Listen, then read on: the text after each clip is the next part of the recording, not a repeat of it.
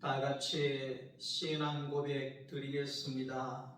나는 전능하신 아버지 하나님 천지의 창조주를 믿습니다. 나는 그의 유일하신 아들 우리 주 예수 그리스도를 믿습니다. 그는 성령으로 잉태되어 동정녀 마리아에게서 나시고 본디오 빌라도에게 고난을 받아 십자가에 못 박혀 죽으시고 장사된 지 사흘 만에 죽은 자 가운데서 다시 살아나셨으며 하늘에 오르시어 전능하신 아버지 하나님 우편에 앉아 계시다가 거기로부터 살아있는 자와 죽은 자를 심판하러 오십니다. 나는 성령을 믿으며 거룩한 공교회와 성도의 교제와 죄를 용서받는 것과 몸의 부활과 영생을 믿습니다. 아멘. 찬송가 1장 찬송하겠습니다.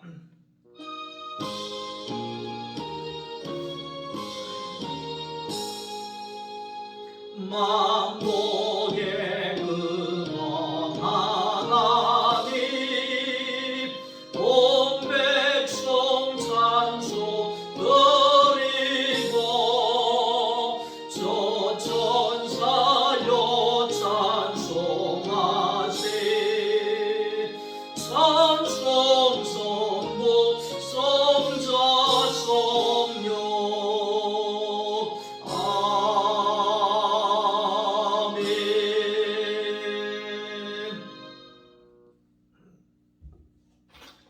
하나님의 말씀입니다. 마태복음 제15장 1절부터 11절까지의 말씀입니다.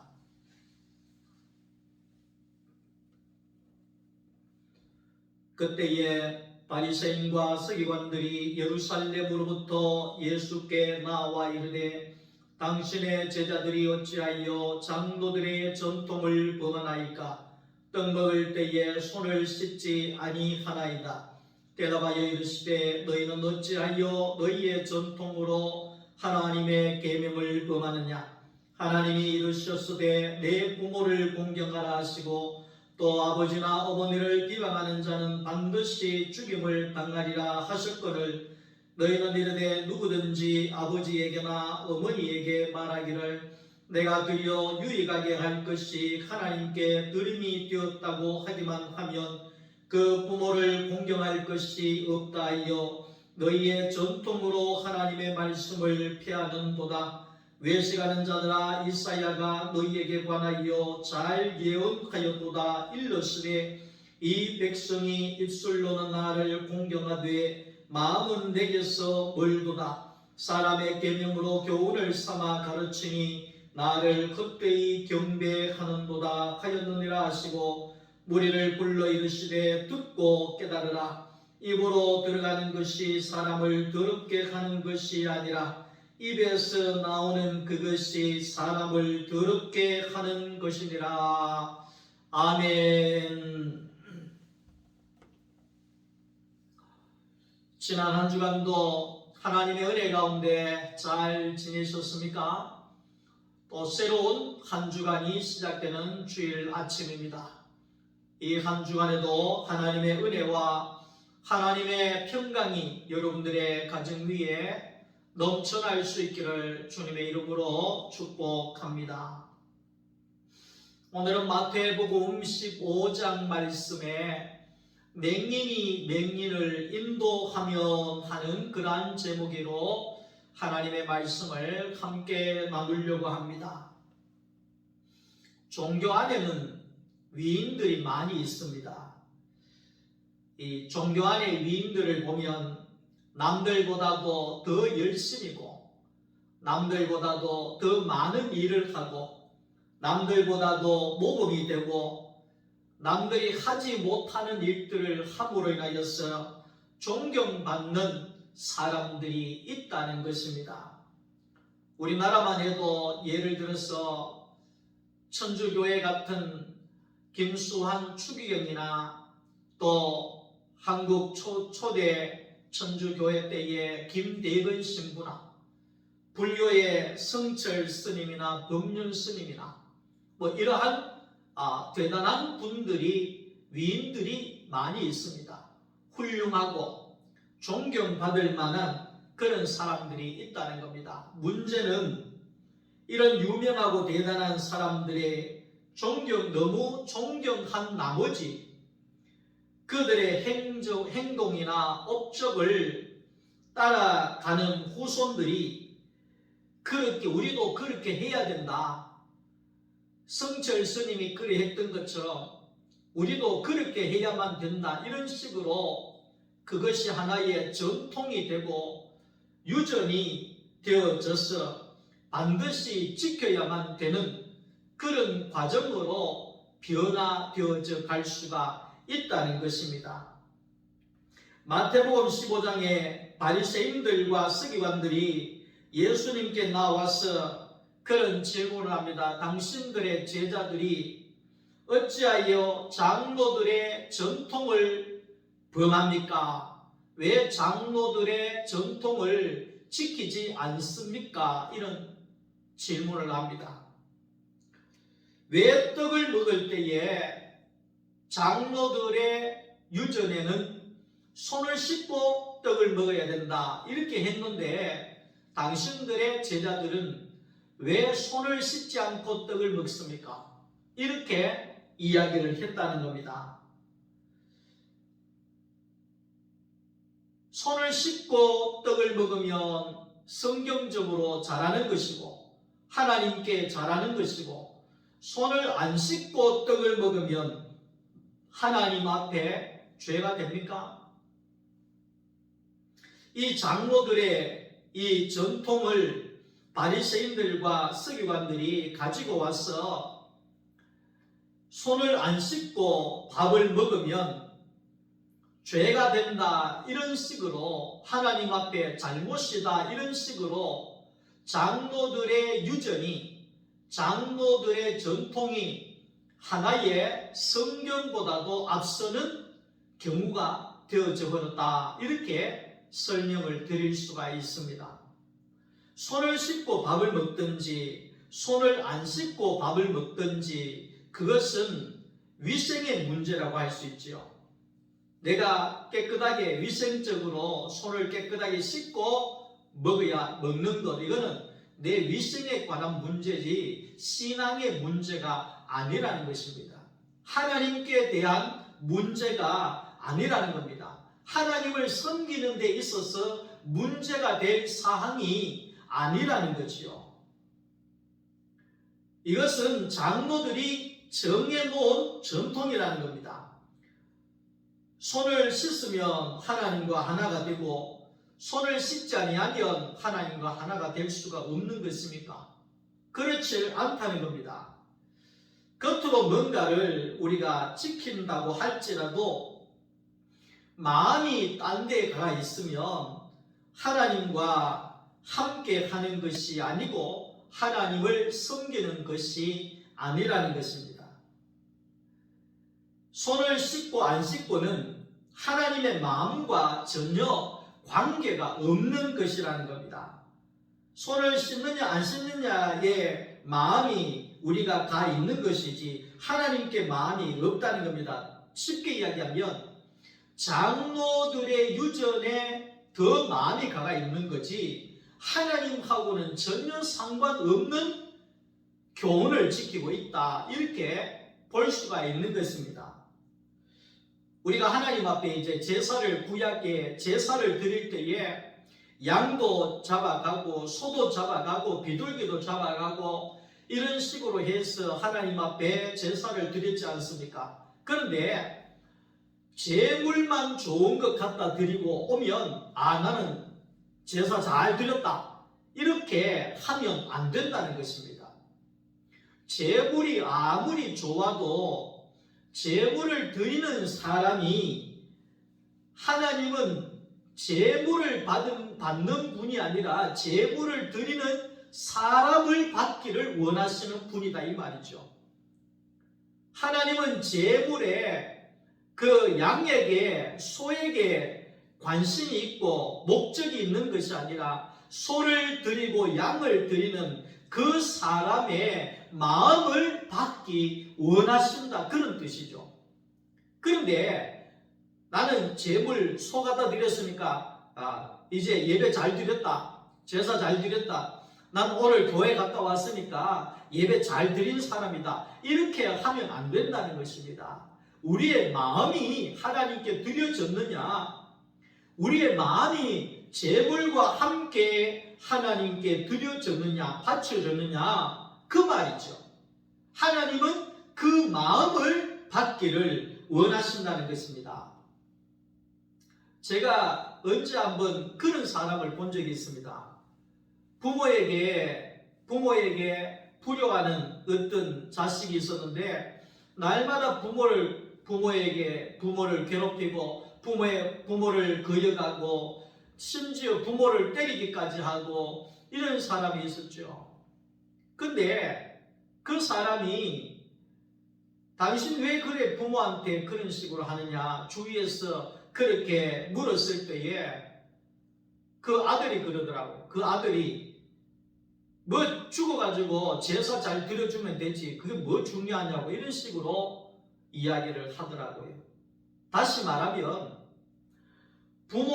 못난 자식은 부모가 살아 계실 때에는 그렇게 불효하고 하다가 부모가 죽고 나니까 산의 진미를 사서 거기에 상다리가 부러질 정도로 음식을 차려서 거기에 제사를 엄청나게 잘 드린다는 겁니다. 그러면서 내가 부모에게 효도했다, 내가 부모한테 잘하는 사람이다, 이렇게 이야기를 할 수가 있느냐, 그 말이죠.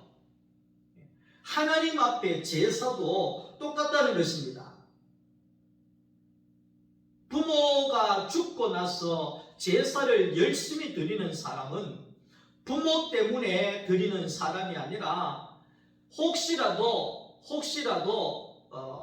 부모한테 제사를 잘 드려야지만이 귀신이 잘 봐줘가지고 내가 잘 되지 않느냐, 이런 식으로 해서 제사를 드리는 것이지, 그 돌아가신 부모하고는 아무 상관이 없는 행동이라는 것입니다. 예수님께서도 바리새인들이나 서기관들에게 8절 말씀 속에 보면 이 백성이 입술로는 나를 공경하되 마음은 내게서 멀도다, 이렇게 이야기합니다. 입으로는 하나님 앞에 예배드린다 그러고, 입으로는 하나님을 사랑한다 그러고, 입으로는 하나님 가는데도 마음은 딴 데가 있다는 것입니다. 잿밥에만 관심이 있다는 말처럼 마음이 딴 데가 있다는 겁니다. 9절 말씀 속에도 보면 사람의 계명으로 교훈을 삼아 가르치니 나를 헛되이 경배하는도다 그랬습니다. 그러니까 이 바리새인들이나 서기관들은 사람의 계명을 가지고 지키는 사람이다. 쉽게 이야기하면 장로의 전통을 지키는 사람이지 하나님의 말씀을 지키는 사람은 아니었다, 이 말이죠.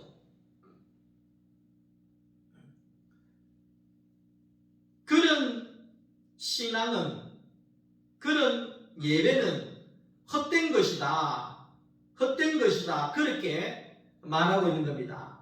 나를 헛되이 경배하는 것이다. 14절에 가면 맹인이 맹인을 인도하면 둘 다 구덩이에 빠지리라 그래요.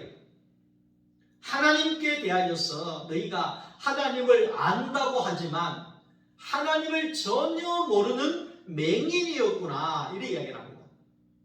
하나님의 말씀을 잘 안다고 하지만 사람의 교훈을 하나님의 말씀으로 착각하고 있는 그런 어리석은 사람이구나, 그렇게 말하는 겁니다.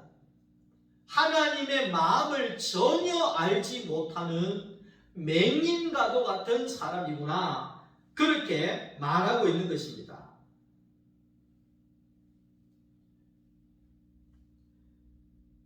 바리새인들과 서기관들은 장로들의 전통을 지키면서 그들은 하나님을 잘 섬겼다고 그렇게 이야기를 합니다. 사람의 교훈을 지키면서 하나님의 말씀을 잘 따른다고 이야기를 했다는 겁니다. 부모를 잘 안 섬기면서도 그들은 말하기를, 핑계대기를, 내가 부모에게 용돈을 주지 않고 내가 부모를 잘 못 섬기는 것은 하나님께 내가 바쳤기 때문에 부모에게 줄 것이 없습니다. 이렇게 이야기합니다. 그걸 이제 가르쳐서 이스라엘은 고르반이라고 하는 제도가 있었어요. 그 고르반이라고 하는 것이 뭐냐면 하나님께 드리면 부모에게 못 드려도 된다고 하는 이런 전통이 있었다는 것입니다. 그러니까 그들이 왜 부모에게 용돈을 주지 않느냐, 왜 부모를 섬기지 않느냐, 그러면 나는 하나님께 바쳤기 때문에 부모를 섬길 필요가 없습니다, 이런 식으로 이야기를 하고 핑계를 대는 사람들이었다는 것입니다.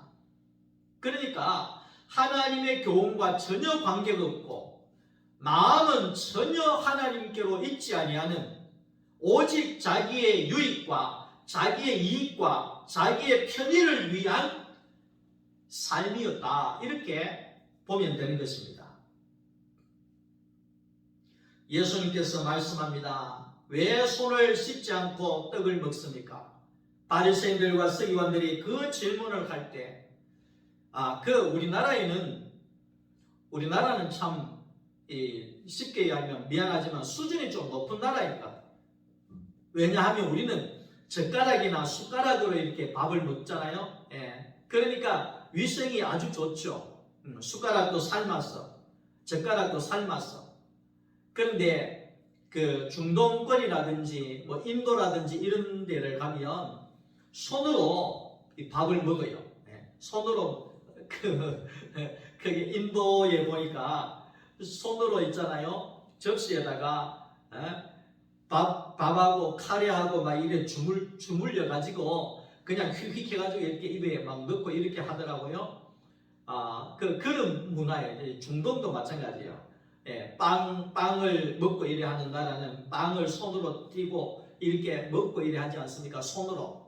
근데 그 나라에는 그렇게 먹는데 왜 이 손을 장로들이 교훈에 손을 씻으라고 먹어야 된다 했는데 당신은 왜 손도 안 씻고 이걸 먹습니까? 이렇게 그들은 하나님께 대한 개념처럼 이야기를 했다는 겁니다. 그러니까 우리 예수님께서 말씀하시기를 입으로 들어가는, 쉽게 이야기할게요, 입으로 들어가는 떡이 더러운 것이 아니라 속에서 나오는 너희의 말이 더 더럽다, 이렇게 이야기합니다. 속에서 나오는 것들이 더 더러운 것이다. 속에서 나오는, 뒤로 나오는 배설물이 더 더럽듯이 들어가는 음식은, 떡은 더럽지 않다. 그러나 너희 속에서 나오는 것이 더 더러운, 그것이 진짜 더러운 것이다. 예수님이 그렇게 말씀을 하는 겁니다. 너희 속에 나오는 마음에도 없는 말,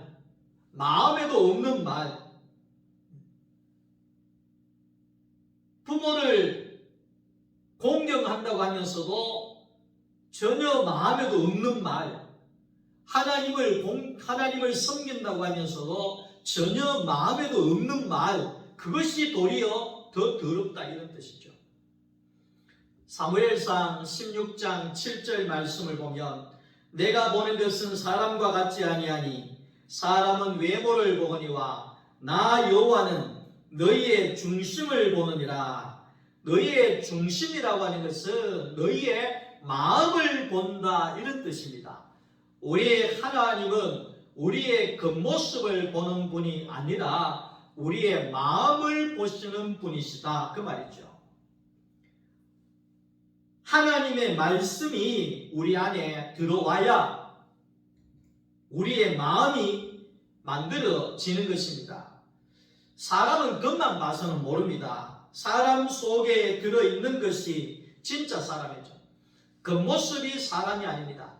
이성창 목사도 이 겉모습이 이성창이가 아닙니다. 내 안에 있는 속사람이 진짜 이성창 목사라는 겁니다.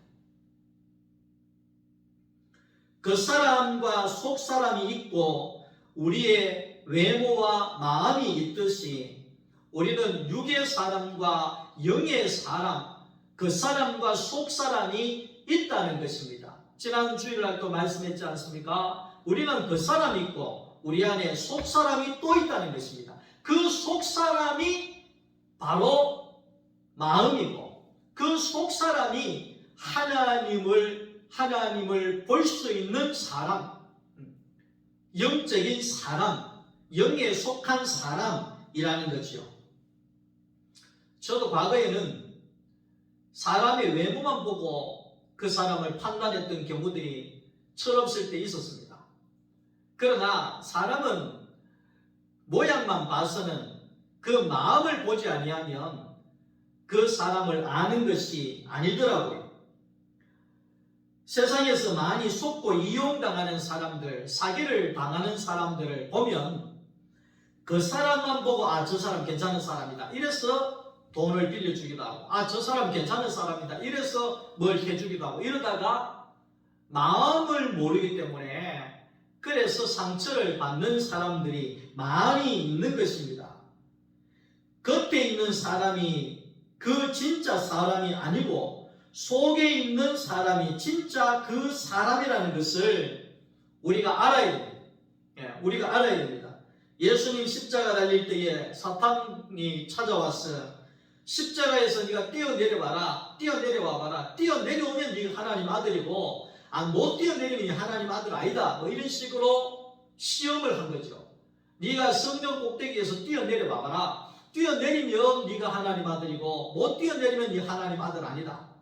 돌로 떡을 만들어 봐라. 돌로 떡을 만드는 사람이면 네 하나님의 아들이고 돌로 떡 못 만들면 너는 하나님의 아들이 아니다. 이렇게 그들은 그 사람으로 하나님의 아들이냐 아니냐를 판단을 했다는 것입니다. 병을 고치면 한번 고쳐봐라. 네가 병을 고치면 하나님이 살아있는 것이고 병 못 고치면 하나님이 죽은 것이고 뭐 이런 식으로 이야기를 한다는 것입니다. 네 한번 맞춰봐라. 예언해봐라. 맞으면 하나님 살아계시는 거고 못 맞추면 뭐 이런 식으로 이야기를 한다는 겁니다. 겉모습만 보고 판단해서는 절대로 안 된다는 것입니다. 표면적으로 예수님께서 물 위를 걸으면 하나님의 아들이고 물 위를 못 걸으면 넌 하나님의 아들 아니다. 이런 식으로 판단해서는 아니 된다는 것입니다. 표면적으로 보고 예수를 하나님의 아들로 하나님의 살아계심으로 아는 사람들은 하나님을 전혀 모르는 사람입니다. 지난주에도 천국은 육신의 사람들은 전혀 알지도 못하고 보이지도 아니하고 경험할 수도 없는 것입니다. 육의 사람들은 영의 하나님을 볼 수도 깨닫지도 알지도 못한다는 것입니다. 왜? 세계가 다르기 때문에 그렇습니다. 그러니까 하나님을 알려고 하면 표면적으로 눈으로 보고 하나님이 있다, 하나님 없다 이런 식으로 하면 안 된다는 겁니다. 소련의 최초의 우주인이 그랬다잖아요. 우주에 우주선 타고 날아가서 우주에 올라갔다가 내려오고 난 다음에 그가 말하기를 내가 우주에 올라가니까 하나님 없더라 이런 소리를 했다잖아요. 왜? 눈에 안 보인다는 겁니다. 그 사람은 눈에 절대로 안 보이는 겁니다. 왜? 영이신 하나님이기 때문에 육의 사람은 하나님이 옆에 와도 모른다는 겁니다. 보이질 않는다는 것입니다. 표면적으로 봐서 하나님을 알 수 있는 것이 아닙니다. 예수님의 그 모습만 보고 예수를 아는 것이 아닙니다. 요한복음 4장 24절에 하나님은 영이시니 그랬습니다. 하나님은 영이시기 때문에 우리가 하나님을 알려고 하면 우리도 영이 되어져야 하나님을 알게 된다는 것입니다. 영이신 하나님을 어찌 우리가 눈으로 보고 어찌 표면적으로 하나님을 알 수가 있다고 하겠습니까? 우리 예수님을 우리는 모릅니다. 눈으로 봐서는 예수님을 모릅니다. 입술로는 하나님을 안다고 말을 하지만 마음에는 하나님의 마음을 전혀 아는 것이 아니지 않습니까? 하나님 마음을 모르면 하나님을 모르는 것입니다. 우리가 하나님을 안다는 것은 하나님의 마음을 안다는 것입니다. 성경이 왜 이 성경이 기록되어져 있는지 아십니까? 이 성경은요, 하나님의 마음입니다. 성경은 한마디로 하면 하나님의 마음입니다. 하나님의 마음을 기록해 놓은 책이 성경책이라는 것입니다. 그래서 우리는 이 성경을 통해서 하나님을 알아가고 하나님의 마음을 알아가게 되어지는 것이요. 상대의 얼굴만 안다고 해서 절대 아는 것이 아니라 마음을 알아야지만이 상대를 아는 것이라는 겁니다. 우리가 얼굴만 보고 결혼을 하게 되면 문제가 되지 않습니까? 얼굴만 보고 동업을 하게 되면 문제가 되지 않습니까? 얼굴만 보고 우리가 무슨 것을 판단한다고 하면 반드시 문제가 되지 않습니까? 우리는 얼굴로 사는 것이 아니라 마음과 마음이 맞아야 사는 것처럼 하나님도 마찬가지라는 것입니다. 손을 씻고 떡을 먹어야 된다. 이거는 개인 위생의 문제지 하나님하고는 전혀 관계가 없는 일이라는 겁니다. 표면적으로 하는 행동이 하나님이 좋아한다고 생각을 하지 말아야 합니다. 하나님이 보시는 것은 우리의 마음이라는 겁니다. 산상보원에서 주여 주여 우리가 주의 이름으로 선지자 노릇하고 주의 이름으로 병자를 고치고 귀신을 쫓아내고 선한 일을 했지 않습니까? 그랬을 때에 나는 너희를 모른다고 하는 것은 저들은 하나님 아버지의 마음을 전혀 몰랐다는 것입니다. 하나님이 어떤 분인지를 몰랐다는 겁니다. 사람이 상대의 마음을 모르고 외모만 보고 산다고 하면 우리는 동물과도 같은 존재가 되어지는 것입니다. 하나님은 영이시니 이 말씀은 하나님은 겉으로 알 수 있는 분이 아니라는 겁니다. 표면적으로 눈에 보이는 것으로 겉모습으로 하나님을 알 수 있는 분이 아니라는 것입니다. 천국은 겉에 있는 것으로 아는 것이 아니라 천국은 속에 있는 것입니다. 사람 또한 겉을 봐서는 모르고 반드시 속 사람 마음을 봐야 알게 되어지듯이 하나님은 영이시기 때문에 우리의 속 사람을 변화시킬 수 있는 것은 영이신 하나님이라는 겁니다. 우리의 속 사람과 관계되어진 것은 바로 하나님이라는 겁니다. 바울과 실라가 빌립보 옥중에 갇혀 있을 때 그들은 그 감옥 속에서도 그 아픔 속에서도 하나님을 노래하고 찬양했습니다. 왜냐하면 그들은 하나님께 속한 사람이었고 영에 속한 사람이었고